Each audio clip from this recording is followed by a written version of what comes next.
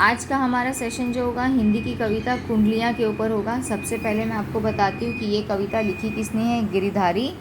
गिरिधर कविराय ने लिखी है।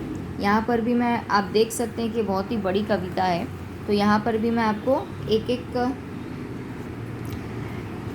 पैरा का जो है सारांश आपको बताती हूँ। सबसे पहला जो हमारा है, लाठी में गुण बहुत है। यहाँ से लेकर मैं आपको लीजिए लाठी, ये जो है ना 1 नंबर यहाँ पर दिया हुआ है, तो 1 नंबर तक मैं आपको ये बताती हूँ। प्रस्तुत पंक्तियों में गिरिधर कविराय जी कहना चाहते हैं कि लाठी में गुण बहुत है और वो संकेत करते हैं कि उसकी उपयोगिता जो है बहुत ही अधिक है। कवि कहते हैं कि लाठी में बहुत गुण है, इसलिए इसे हमेशा अपने साथ रखना चाहिए। लाठी अनेक प्रकार से हमारे काम आती है, हमारी सहायता करती है। कहीं गड्ढा आ जाए तो लाठी का सहारा ले हम संतुलित रहते हैं, मतलब बैलेंस रहते हैं। या कहीं नदी में हमें जाना हो तो हम लाठी के प्रयोग से केवल गहराई का पता ही नहीं लगा सकते, बल्कि लाठी के सहारे उस नदी को पार भी कर सकते हैं। यदि रास्ते में कोई कुत्ता सामने आ जाए तो लाठी की मदद से हम अपनी रक्षा कर सकते हैं। यदि कभी किसी दुश्मन का सामना हो जाए तो लाठी से हम अपनी मदद कर सकते हैं, दुश्मन से हम लड़ाई कर सकते हैं, अथवा लाठी के सहारे दुश्मन पर विजय प्राप्त हो जाती है। तो कवि गिरिधर कविराय जी कहते हैं कि धूल भरे मार्ग में यात्रा करने वाले यात्री मेरी बात ध्यान से सुने। हम हथियारों को छोड़कर हाथ में लाठी लेकर यात्रा कर सकते हैं। तो यहाँ लाठी की महिमा को उन्होंने बताया है। नेक्स्ट में कमरी थोड़े दाम की से लेकर मर्यादा कमरी तक। यहाँ पर कवि कहना चाहते हैं कि कमरी थोड़े मूल्य की होती है। कमरी का मतलब मैं बता देती हूँ, कंबल, साधारण सा कंबल। वो होती तो बहुत ही कम रुपयों की है, थोड़े मूल्य की है, लेकिन इतनी सस्ता सा कंबल भी हमारे बहुत लाभ का होता है, हमारे बहुत काम का होता है। कैसे होता है? सबसे पहला, ये एक खासा कपड़ा होता है, मलमल और वाफ्ता, जो कि महंगा कपड़ा होता है। उसकी कीमत कपड़ों की धूल और पानी से रक्षा नहीं कर पाती, जबकि कमरी जो है ये हमारे कीमती कपड़ों को हिफाजत से रखता है। कैसे रखता है? अगर इस कंबल के अंदर हम अपने कपड़ों को लपेट कर रख दें तो हमारे कपड़े हिफाजत से रहते हैं। उन कपड़ों की गठरी बनाई जा सकती है।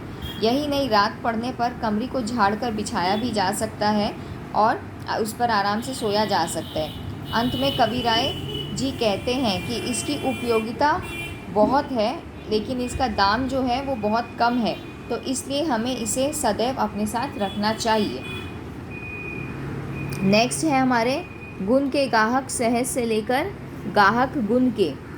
यहाँ पर कविराय जी कहते हैं कि संसार में सर्वत्र गुणी व्यक्ति का आदर और सम्मान होता है। गुणों के प्रशंसक हजारों होते हैं, परंतु ऐसे व्यक्ति को कोई नहीं पूछता जिसमें कोई गुण न हो। इसलिए व्यक्ति को अपने में गुणों का विकास करना ही चाहिए।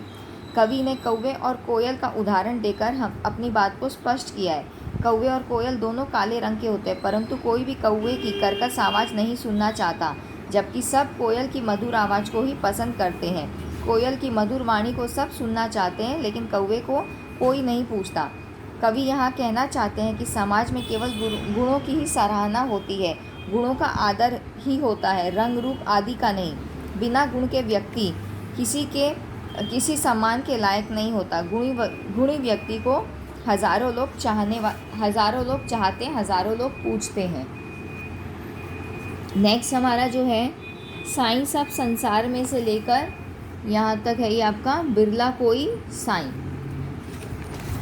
अब यहाँ पर कवि कहते हैं कि संसार में सभी लोग मतलबी होते हैं, मतलब से बात करते हैं, मतलब से ही संबंध रखते हैं, अर्थात संबंध बनाने के समय भी वो मतलब ही अपना देखते हैं। तो कहने का तात्पर्य ये है कि सभी व्यक्ति स्वार्थी हैं। जैसे जब तक हमारे पास धन दौलत है, रुपया पैसा है, सब लोग हमारे मित्र बनकर, हमारे दोस्त बनकर रहेंगे। जिस व्यक्ति के पास पैसे नहीं होते उसके मित्र भी नहीं होते, उसके साथ घूमने फिरने के लिए भी हम नहीं होते हैं। आगे कवि कहते हैं, ऐसी स्थिति में लोग उससे सीधे मुंह बात तक नहीं करते।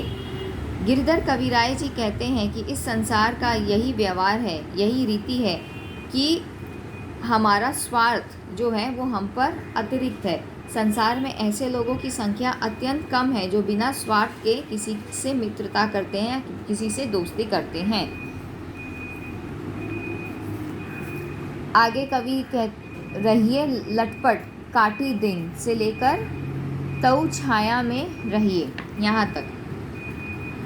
प्रस्तुत पंक्तियों में गिरधर कविराय जी कहते हैं कि हम चाहे कैसी भी स्थिति में जीवन को व्यतीत कर लें, परंतु उस पेड़ की छाया को कभी नहीं भूलना चाहिए, उस पेड़ की छाया में कभी नहीं बैठना चाहिए जो पतला या कमज़ोर हो, क्योंकि ऐसा पेड़ कभी ना कभी हमें अवश्य धोखा देगा ही। जब भी तेज़ हवा चलेगी, आंधी आएगी तो पतला पेड़ जड़ से उखड़कर गिर जाएगा। इसलिए हमें किसी मोटे पेड़ का सहारा ही लेना चाहिए। मोटा पेड़ आंधी के प्रहार को सहन कर लेगा तथा कभी हमें धोखा नहीं देगा। आंधी आने पर मोटे पेड़ के पत्ते भले ही झड़ जाएं, परंतु उसका तना हमेशा सुरक्षित रहेगा। अतः कहने का तात्पर्य ये है कि उन मनुष्यों के साथ हमें दोस्ती ग्रहण करनी चाहिए जो मजबूत पेड़ की छाया के समान हमें रक्षा प्रदान करें। नेक्स्ट में जो है हमारा पानी बाढ़े नाव में से लेके राखिए अपना पानी तक। यहाँ पर कविराय जी कहना चाहते हैं, यहाँ पर परोपकार के महत्व को वो समझाते हुए हमें समझाना चाहते हैं कि नाव में पानी भर जाए और घर में बहुत सा धन आ जाए तो उसे दोनों हाथों से बाहर निकालना चाहिए। नाव में पानी भर जाए तो उस पानी को दोनों हाथों से यदि निकाला नहीं जाए तो नाव डूब जाएगी। ठीक इसी प्रकार घर में अगर बहुत सा धन आ जाए और उसे परोपकार के कार्यों में नहीं लगाया जाए तो वो धन जो है हमारे किसी काम का नहीं होगा। हमें प्रभु के नाम का स्मरण भी करना चाहिए और परोपकार के लिए यदि अपने जीवन का बलिदान भी देना पड़े तो हमें दे देना चाहिए।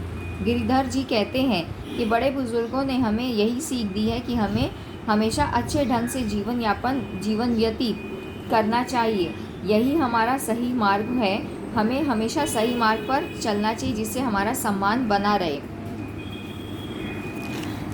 लास्ट की पंक्तियों में राजा के दरबार में से लेकर बहुरी अनखेहे राजा तक। अंतिम पंक्तियों में कवि राय जी कहते हैं कि राजा के दरबार में अवसर पाकर ही जाना चाहिए। हमें एक बात का सदैव ध्यान रखना चाहिए कि हमें अपनी हैसियत देखकर ही स्थान ग्रहण करना चाहिए और कभी किसी ऐसे स्थान पर नहीं बैठना चाहिए जो हमारे स्तर के अनुकूल ना हो, मतलब हमारे लायक ना हो, क्योंकि ऐसे स्थान पर बैठने से हमें कोई भी वहाँ से उठा देगा। कवि कहते हैं कि ऐसी स्थिति आने पर हमें चुप ही रहना चाहिए। हमें बोलते समय भी संयम रखना चाहिए। अनावश्यक रूप से कभी ज़ोर ज़ोर से हंसना नहीं चाहिए। जब हमसे कोई बात पूछी जाए तभी उसका उत्तर देना चाहिए। हमें अपने प्रत्येक कार्य समय पर करने चाहिए। हमें अधिक उतावला नहीं होना चाहिए।